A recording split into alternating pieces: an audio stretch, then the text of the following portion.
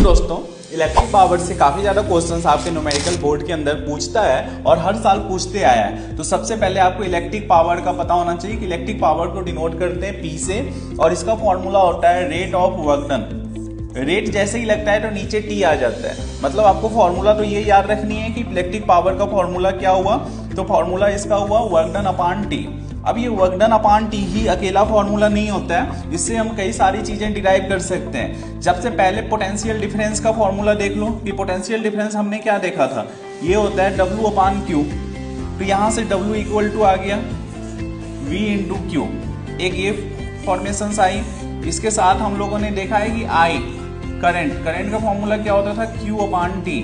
तो यहाँ से I की वैल्यू ये आ रही है। यदि हम ये वाला फॉर्मूला इसमें पुट करते हैं तो P का फॉर्मूला हो गया W की जगह पे हम VQ पुट कर लेंगे, यहाँ से T पुट कर लेंगे।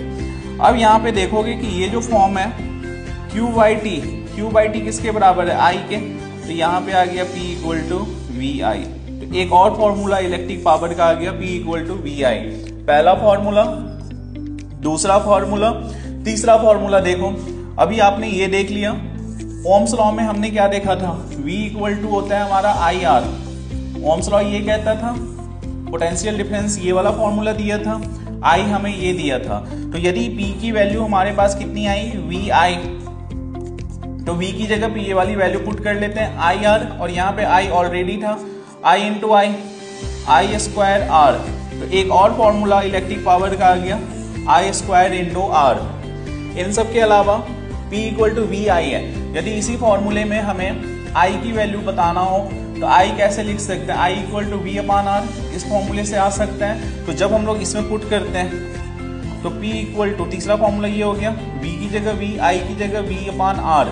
तो ये बन गया आपका V into V square upon R। मतलब एक और फॉर्मूला P का आ रहा है, वो आ रहा है आपके पास V स्क्वायर अपान R। तो टोटल 1 2 3 और ये आपका फोर्थ। तो इस तरह से 4 फॉर्मूले इलेक्ट्रिक पावर के बनते हैं। इन सब के अलावा इलेक्ट्रिक पावर की यूनिट की बात किया जाए तो इलेक्ट्रिक पावर की यूनिट होती है वाट। इसको रिप्रेजेंट किया जाता है वाट से और डिनोट करते हैं W से।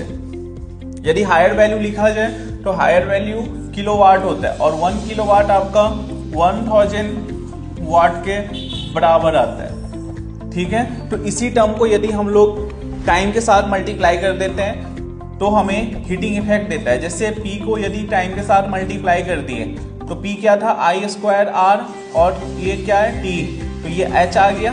तो आपको ये भी याद रखनी है कि जब इलेक्ट्रिक पावर को टाइम के साथ मल्टीप्लाई करेंगे तो वो हमें क्या देगा, हीटिंग